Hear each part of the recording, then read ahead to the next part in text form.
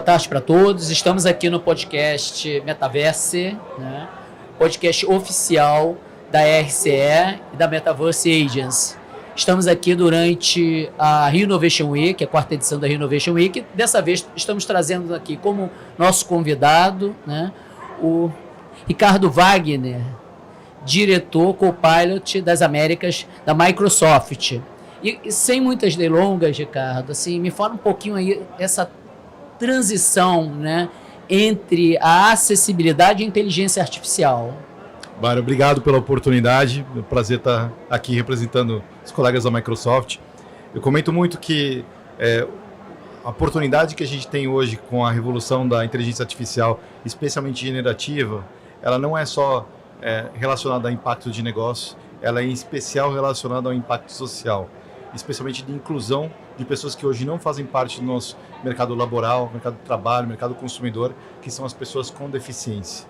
Então, as corporações que hoje pensam em extremos, que pensam não como na era da Revolução Industrial, de pensar em média, em maioria, que nem na analogia que eu gosto de colocar de um dinossauro dormindo no horizonte, das pessoas que olham as costas do dinossauro e falam, aqui está a oportunidade. Aí você fala, e a cabeça e o rabo? Isso é nicho, deixa para depois. No mundo digital, a gente tem que pensar da forma oposta. Quando você pensa por uma pessoa com deficiência permanente, ela vai funcionar para uma pessoa com deficiência temporária, situacional e mesmo para uma pessoa que não tem deficiência.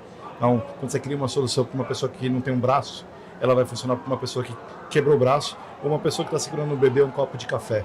A experiência é a mesma. Então, quem pensa em inteligência artificial aplicada de uma forma inclusiva, gera experiências que incluem todo mundo. Esse é o casamento ideal de acessibilidade com inteligência artificial. Pois é, e é um contraponto, né, a toda essa ansiedade, medo, né, das pessoas. Nossa, a inteligência artificial vai roubar os empregos, né? Pelo contrário, né, a gente está aí trazendo para posições laborais, né, e empoderando de forma produtiva, né, pessoas que estavam alijadas disso, né? Então, fale um pouquinho aí sobre a sua experiência, né, no dia a dia e o quanto você tem visto essa inclusão dessa massa de pessoas que até então tinham suas possibilidades reduzidas e graças à inteligência artificial elas estão podendo dar o melhor de si, todo o seu potencial laboral e produtivo. Total. Eu acho que uma sucessão de fatos. Uma delas foi a pandemia. A pandemia, um conceito importante em acessibilidade que a gente fala que não são as pessoas que são deficientes, são os ambientes e as ferramentas. É a escada que faz um prédio ser inacessível. O problema é a escada, não é a cadeira de rodas. É um vídeo sem legenda que é deficiente. O problema não é o surdo. É um site que não funciona para um leitor de tela que é deficiente. O problema não é o cego. Quando você aponta o ambiente e a ferramenta como deficiente e não as pessoas, aí você tem um melhor entendimento do potencial de acessibilidade. A pandemia, ela fez o ambiente todo ficar deficiente. E mesmo pessoas que não têm deficiência, elas experimentaram a deficiência. Elas precisaram passar por uma acomodação na sua própria casa. Elas experimentaram, inclusive, e viram que era possível trabalhar remoto, que era possível trabalhar de uma forma híbrida, que era possível trabalhar de uma forma assíncrona.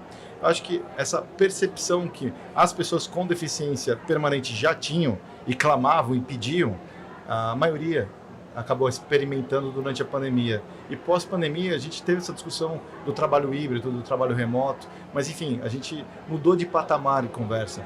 Eu acho que não é só AI, é um âmbito de tecnologia, mas essas empresas que entenderam a possibilidade de você criar condições de trabalho, além desse conceito de trabalhar no mesmo local ao mesmo tempo, que é um quadrante único, a gente deveria pensar em mais 3 quadrantes que fazem parte, que é trabalhar no mesmo local em tempos diferentes, ou em locais diferentes em tempos diferentes, ou no mesmo local em tempos diferentes, do trabalho assíncrono.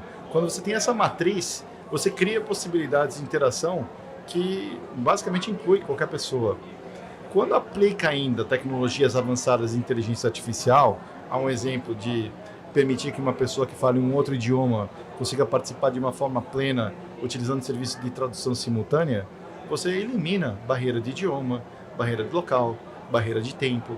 Então, para oferir esse mundo de inteligência artificial, acho que o primeiro passo é a gente deixar esse pensamento do passado tão encrunhado na gente da era da Revolução Industrial, que ela ajudou, trouxe a gente para o patamar que a gente está hoje, mas para oferir realmente essa vantagem, esse valor da inteligência artificial, a gente tem que pensar numa outra estrutura. É que nem um carro, você não pode pensar no carro como a gente pensa hoje. Ele é um carro diferente, que ele permite possibilidades e velocidade de distância que a gente jamais pensou em navegar.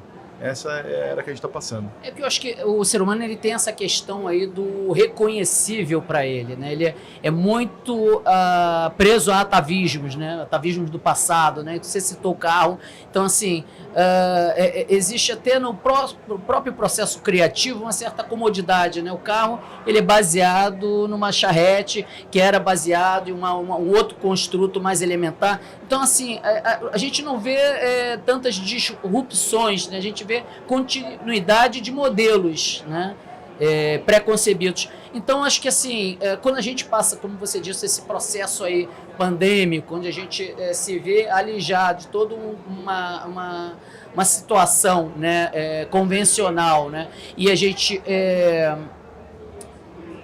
tem a oportunidade, né, de viver na pele, né, o que pessoas que tinham deficiência, tinham problemas de acessibilidade, a gente fica no lugar deles, eu acho que traz um pouquinho mais de humanização para a discussão, né, e até de empatia, né? E além disso, né, a inteligência artificial ela tem servido muito para o processo criativo, né, porque a gente sofreu, né, a gente tem sofrido com tanta a gente tem uma incapacidade de lidar com tantas informações, mídias sociais, multiplataformas e toda uma série de coisas que demandam um tempo que não existe. Quando vem o advento da inteligência artificial, ela resolve isso, né? Ela libera um pouco a gente dessas tarefas mais assim mecânicas e cria um espaço para a gente exercer o que mais importa, né? E o que tem mais de humano na gente, né? Que é a criatividade. Então, assim, qual é assim, o posicionamento da Microsoft, né?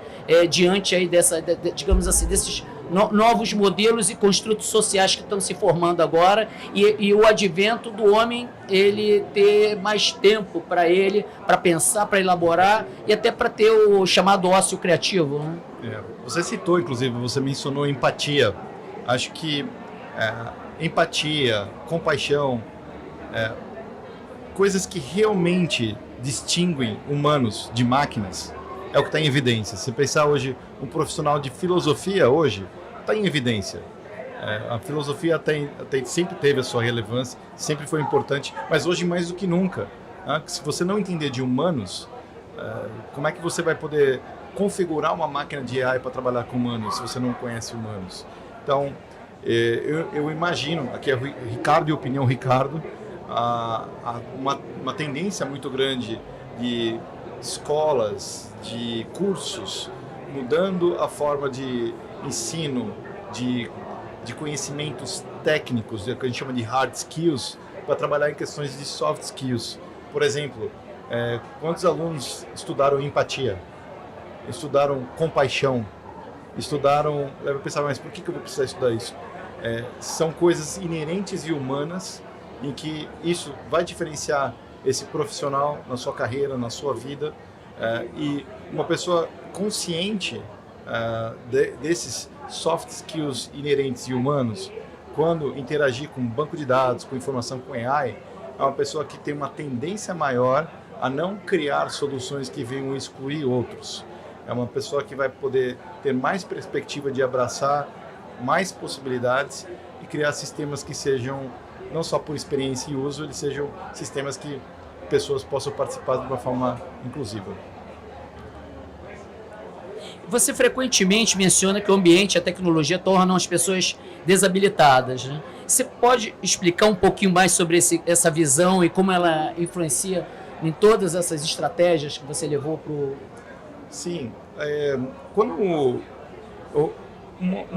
existe eu vi uma vez uma diretora global da Microsoft Diversidade e Inclusão, ela falou uma frase que eu adorei, ela fala: quando você não inclui de forma intencional, você exclui sem saber. Eu acho que essa é a pior situação, quando você exclui uma pessoa sem saber que você está excluindo. Porque, como humano, a gente tem um mundo com 8 bilhões de pessoas, cada pessoa traz a sua perspectiva, o seu modo de ver, o seu viés. E nesse viés, a pessoa mesmo bem intencionada, por exemplo, que está criando um modelo, um algoritmo, uma app, uma solução, a pessoa pode trazer a sua melhor perspectiva, talvez ela não considere outros pontos de vista, sejam culturais, regionais, religiosos, de geração, de habilidade, que aquela solução não venha criar uma experiência que alguém possa participar. Então, quando pessoas percebem e reconhecem exclusão, entende que a exclusão ela pode ser inerente e mesmo não intencional, ela abraça e considera outras perspectivas de outras pessoas, ela aprende sobre essa diversidade e ela trabalha de uma forma a pensar em criar uma solução para um extremo, fazer funcionar para esse extremo para depois replicar para demais, é um modelo que a gente já viu que funciona. Ela não funciona só na questão de inteligência artificial, ela já vem funcionando em tecnologia desde quando a gente conseguiu atingir a tecnologia digital e a gente viu a escala para chegar em extremos, ela funciona. Então, com AI, ela pode ampliar. O risco que a gente tem é um viés sendo aplicado a um modelo, esse modelo pode ser treinado sobre um viés e o sistema pode excluir em escala. Então, é uma conversa muito profunda e séria do trabalho de se desenvolver soluções que sejam, como a gente chama de AI responsável. Uma AI que inclua, que não exclua, que seja, como a gente chama, fair, que ela atenda pessoas e não privilegie grupos, que ela tenha segurança, que quem cria tenha responsabilidade pelo que está criando, que tenha todos os padrões de segurança, que seja de certa forma legislado. Então, essas perspectivas de saber que tecnologia por si, ela é maravilhosa em aspectos que ela pode criar, mas ela, de uma forma inadvertida, ela pode também ser uma arma e ela pode criar problemas. Por isso que a gente precisa ter uma conscientização e trazer essa humanidade para essa conversa. Caso contrário, a gente pode caminhar por caminhos tortos. Eu diria que isso então é além do design focado no ser humano, é um design assim que entra até em premissas filosóficas e éticas, né? Total. No processo de construção e desenvolvimento. Total. Olha, Ricardo, para finalizar, eu gostaria, assim, se possível, que você deixasse uma mensagem aqui para a nossa audiência, né? E falasse assim um pouco o que você espera, o que te espera e qual a diferença que a gente pode fazer na nossa vida, né, diante de tantas essas rupturas enfim, e transformações que a gente está sofrendo nesse momento aqui, nesse recorte histórico. Eu considero um momento histórico de revolução como uma revolução sem precedentes, mais do que o temor que eu ouço em muitas conversas que eu participo de pessoas temendo o que pode acontecer e as mudanças que elas acontecem em revoluções, a gente olhar por histórico de outras revoluções que aconteceram para entender que dessas revoluções surgiram profissões, mercados, indústrias, verticais, coisas que hoje todo mundo participa, é natural e faz parte, mas naquela época, naquele momento, para quem estava na indústria, era preocupante porque mudava o status quo. E é uma situação que a gente está passando hoje.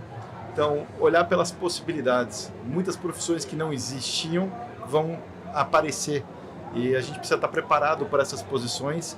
Então, quem participar dessa onda vai conseguir identificar e se preparar para essas oportunidades. O segundo ponto, mais do que a preocupação do que a tecnologia ela vai impactar quem está hoje nesse mercado, é entender que essas pessoas elas vão poder trabalhar com novas tecnologias e serem mais produtivas onde elas hoje trabalham e terem a percepção que pessoas que hoje não participam, que vão participar. Eu acho que por esse conceito, em especial essa questão da inclusão de pessoas com deficiência, para mim é mágico, né? E eu fecho o terceiro ponto de as pessoas procurarem referências e perspectivas. Eu adoro uma frase do livro do Grandes Sertões Veredas, do Guimarães Rosa, que ele fala que é junto dos bons que a gente fica melhor. Você tentar mandar uma tradução em inglês, não sai nada, mas é junto dos bons que a gente fica melhor. A gente buscar referência e perspectiva, e cada um na sua área procurar as pessoas boas, de referência, para ver o que essas pessoas estão fazendo e a gente seguir nesses modelos, porque hoje esse mercado está aberto a um brasileiro do interior do Rio de Janeiro, do interior de Pernambuco, no meio do Amazonas, há uma pessoa que está em Singapura, que está na Antártida, está na Islândia. O mundo hoje ele está operando de uma forma quase como um relógio. E as inovações elas podem acontecer a qualquer lugar com qualquer ser humano. Então a gente não tem aqui como brasileiro essa síndrome de cidadão de segunda classe, ou que a coisa acontece lá fora e depois aqui. A era de AI ela veio para democratizar e permitir que pessoas que tenham boas ideias, que vão causar um extremo impacto, especialmente social, uma plataforma sem precedentes. Poxa, gente, tivemos aqui essa conversa inspiradora, né, com o Ricardo, e isso é prova que, assim, as grandes instituições, tem gente que se importa, né, que tem esse pensamento empático, né, e que está aí trabalhando junto com a sociedade para trazer as melhorias e deixar o nosso mundo melhor, né, paradoxalmente com a tecnologia. Muito obrigado, Ricardo. Foi um prazer receber você aqui. Obrigado pela oportunidade.